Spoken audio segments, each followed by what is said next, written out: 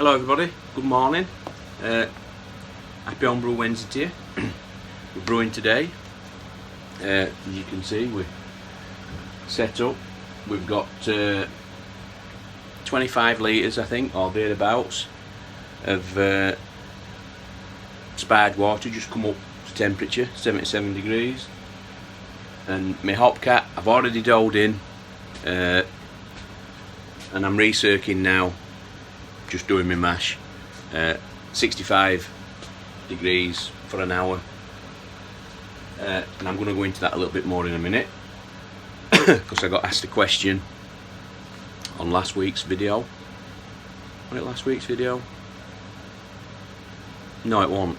Got asked a question last week off another video, that's it.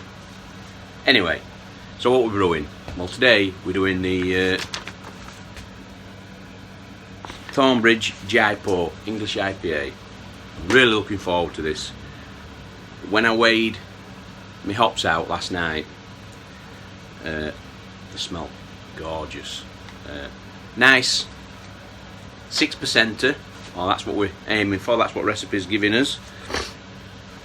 Now, I don't know how close this recipe is going to be to the original Jaipur.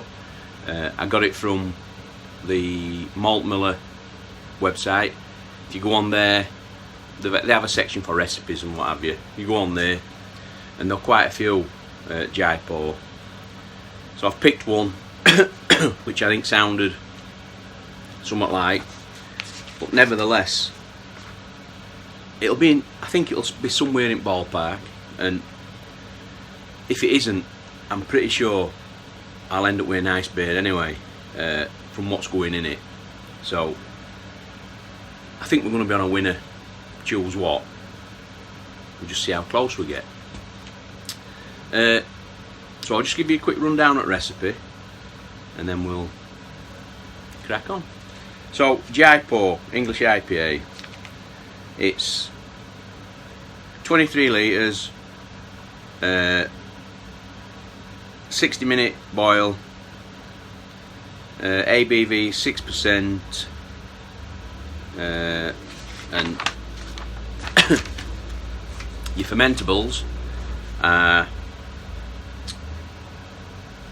Minnesota pale low colour.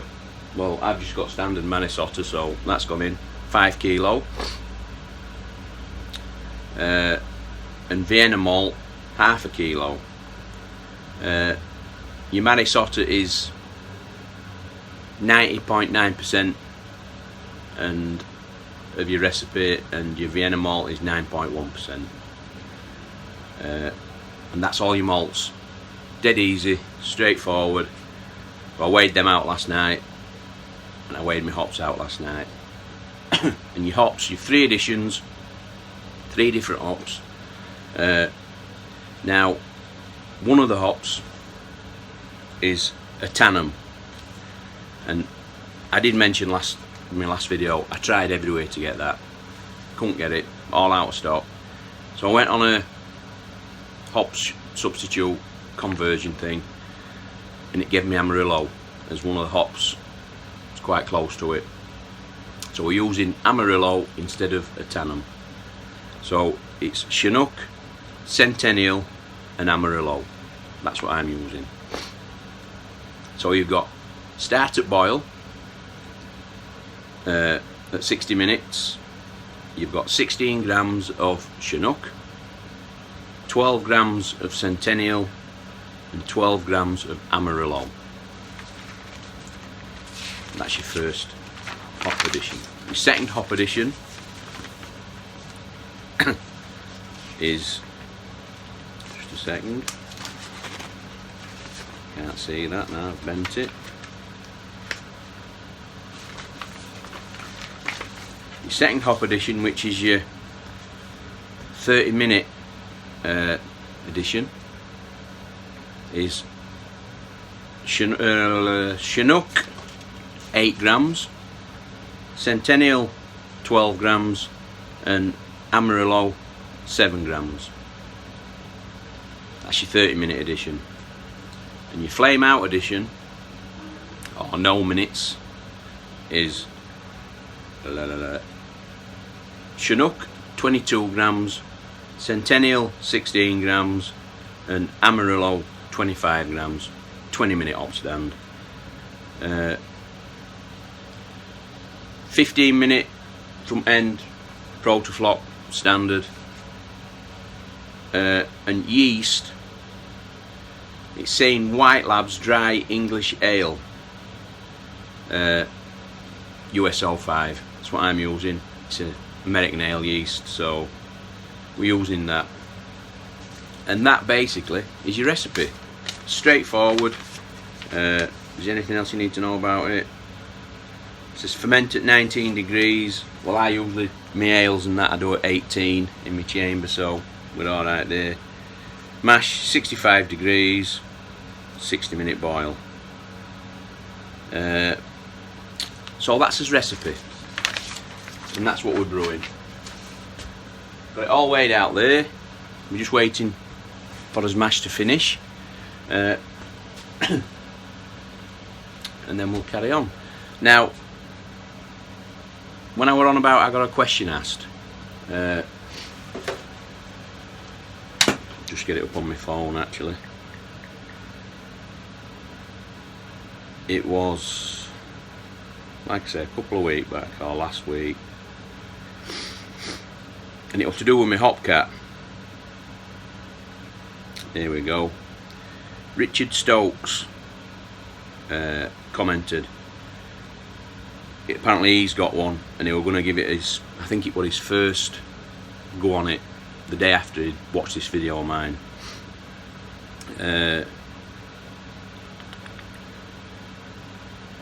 Do you, after doughing in, add the sparge plate and then leave the top off the overflow pipe? And any suggestions on good ways to clean it afterwards? Well, I did get back to him and give him a bit of an answer, but I just thought it'd be easier, and I did tell him when I replied, just to show you what I do. So we'll just flip camera around now, and I'll just show you what I do regarding that question. Now, I'm already mashing at the minute and recircing, which is what I asked about.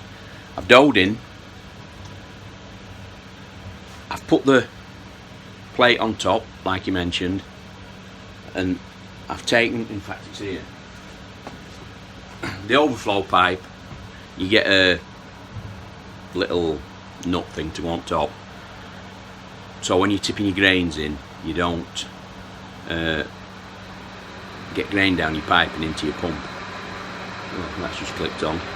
So yes, I put my plate on, I unscrew this, and then I set my recirc going nice and steady, and basically that overflow pipe, all that's for is if your sparge, your grain bed isn't draining, how can I word it, easily, and your liquid that's on top of your grain bed is coming up rather than draining through. Once it hits top of your overflow pipe, it'll run back in, and that just stops your pump running dry. It allows it to keep recircing. But I'll show you that now anyway, so we'll just turn the camera around and I'll show you what I'm on about.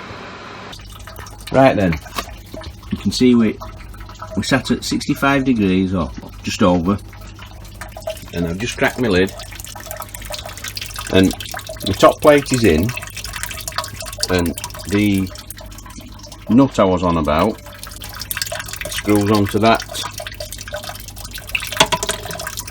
overflow pipe there, which is telescopic. You can iron all over it. That's at its lowest setting. So I take that off, the top plate goes in, and then I just set my flow just nice and steady, dead easy. You can adjust it so that's on full, which I've never used that. I always crank it back and just keep it nice and steady. What you don't want really, you don't want it going down that middle. You want to just keep it running nice and steady and let it flow through your bed so it's washing them sugars out. And that's how I do my recirc on my mash. So when we get towards cleaning point a little bit later on, I'll show you how I clean it, and we'll leave it there for now.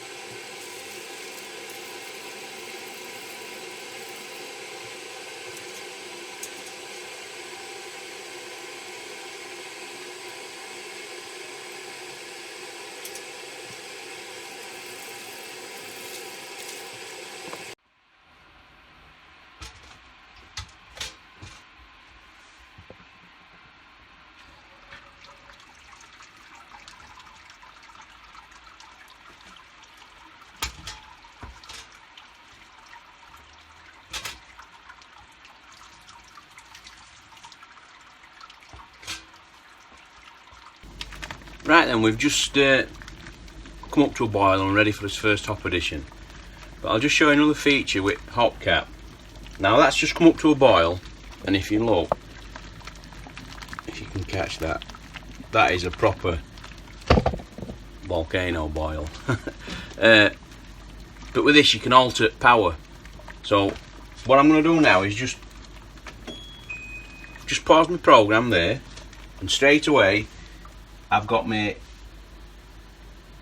power flashing, so I can just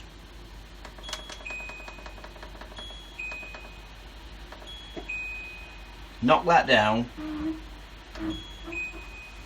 start it going again.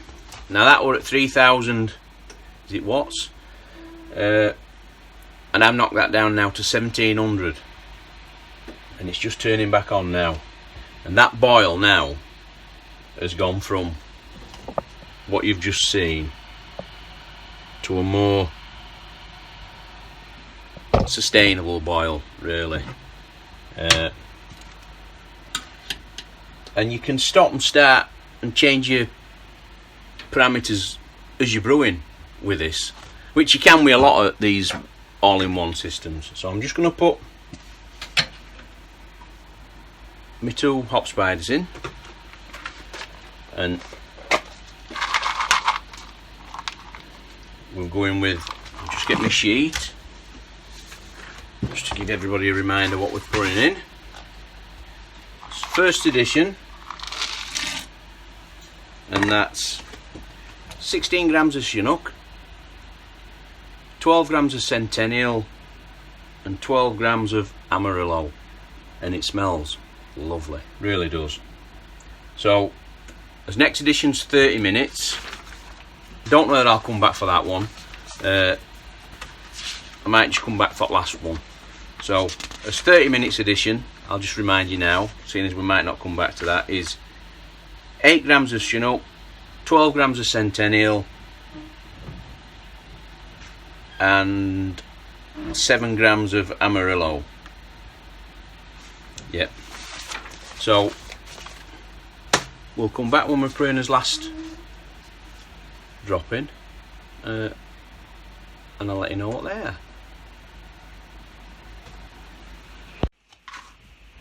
Right, so his boil's done now.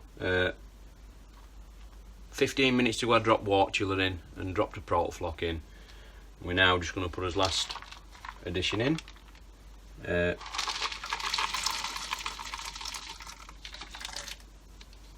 We'll give that 20 minutes, half an hour, or however long it takes to cool down to pitching temperature. So we're nearly done. We'll get this cooled down and get it in a fermenter, and I'll come back to you. Right then, while this is cooling down, and what we're at the minute, we're on 42, we're going down to about 23. What I do, the water that comes out, I always collect 2 buckets. Look, that bucket is full, and we're just, what are we? Just under halfway on that. And I save them 2 buckets of warm water for cleaning. One to clean me water chiller, one to clean my hopcat. So when we've got down to temperature and got it in a fermenter, I'll show you how I clean my last few bits up.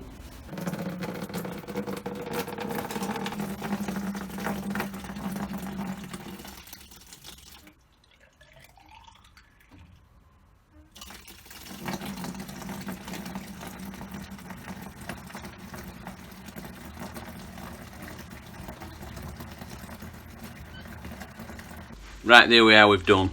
Went pretty straightforward. Came out at 10:52, which I wanted 10:56 according to the recipe, so 4 points out. But it is what it is. If it ferments just a touch lower, we'll still get 6% or near, so not too bothered about that. But I thought I'd just show you as a little add-on, if this video is not too long. If it is, I'll just put this in another video. How I clean my hopcat, because now we've done, if I just show you, this is what you're left with in bottom. All that protein and enzymes and general shit in bottom. That's why I never use my pump to fill my fermenter. I always use my tap, because if I'd have been using my pump, 95% of that, if not all of that, would have all gone in my fermenter. So I've got it all dialed in now. All my, when I empty this out, there'll be about 5 litres or so, maybe a bit more, 6, 7 litres, but that's factored in when I first start with how much water I put in, and I've ended up with just under, a smidge under, technical term, a smidge, just under 23 litres. So I'll take this outside and just show you how I clean this up now. Right then, so first thing I do is all this gunk I just showed you, we just tip that straight out.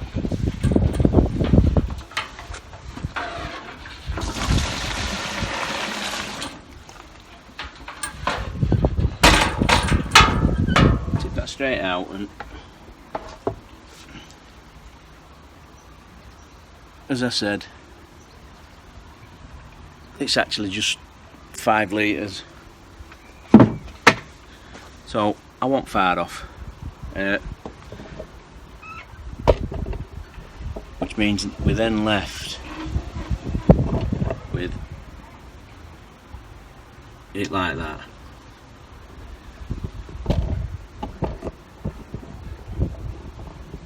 So get you over there. That bucket of water we saved,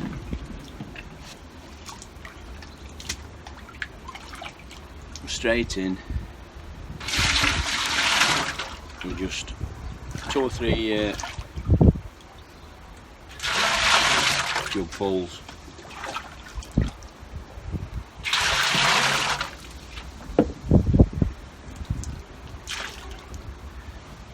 I use one of them, and I do use it the where it's a bit coked on.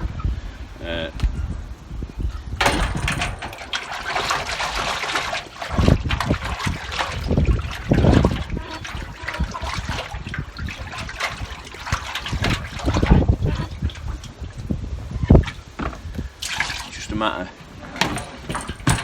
and I even use that green on inside as well. And I know you're going to be scratching it. I don't know.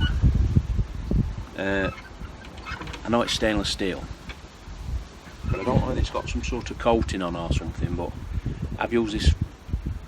I can't remember. I watched it in a video. Somebody else were using one. Don't think it were on a hopcat, but one of these systems, and it's not scratched it or anything. I don't go berserk with it. Just steady. So I just give all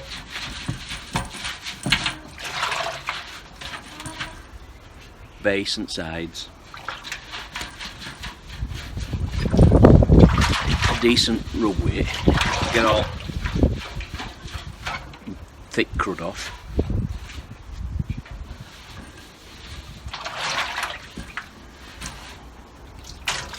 And then once I've done that, get rid of it again.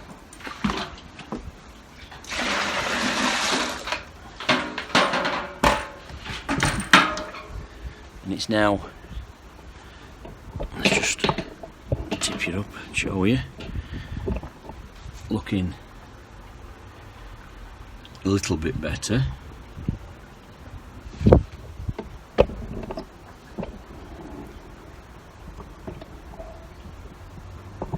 So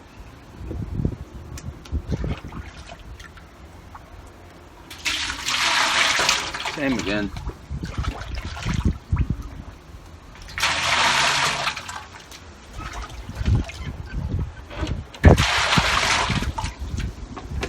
And then this time, if you look on this rim where your basket hangs, you've got crud that gets caught and stuck in there. I use a toothbrush, and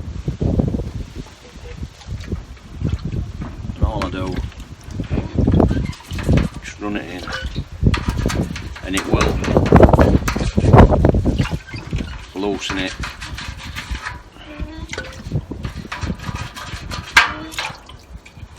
And it doesn't take much.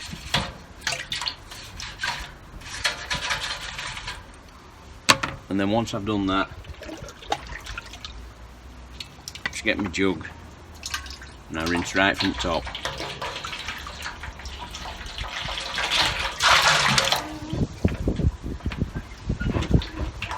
All the way around.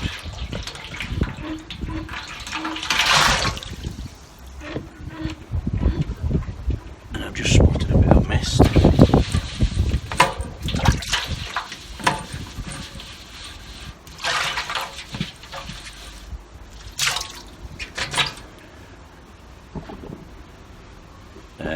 Tip this one out.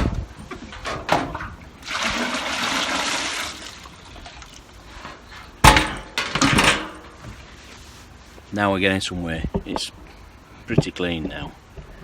So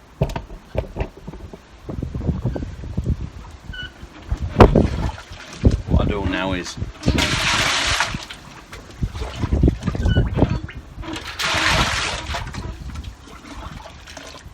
another 3 or 4.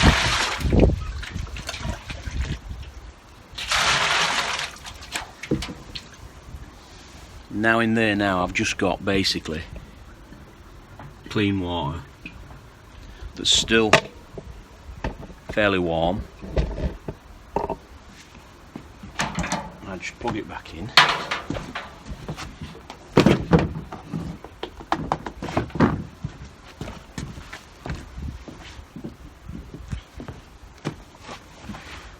Plug it back in. Attach me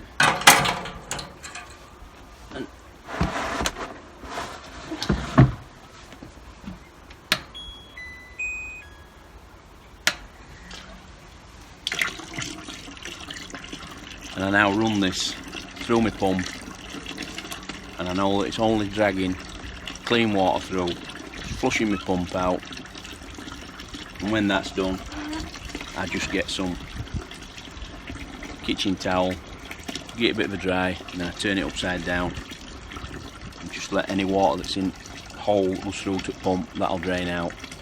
Job's done. Don't know whether you'll see that draining through. That's pretty clean. So we'll just let this drain through. And I'll come back to you. Right then fellas, we've totally finished now. We're all tidy. Everything's back where it should be. And like I said, we've got 23 litres sat here, and we sat at, if you look at that there, you can see that's just the ambient temperature in my shed, 22, which is fine. I mean, that yeast's good for up to 25. My chamber's full. I've got my 2 60 litre fermenters in there with bedding, and I've got a load of bottles, so with chock-a-block, so that's got to stay there. So we'll leave it there. I'll come back with a taste test probably in 3 or 4 weeks, and let you know how it's turned out. Catch you all later. Cheers.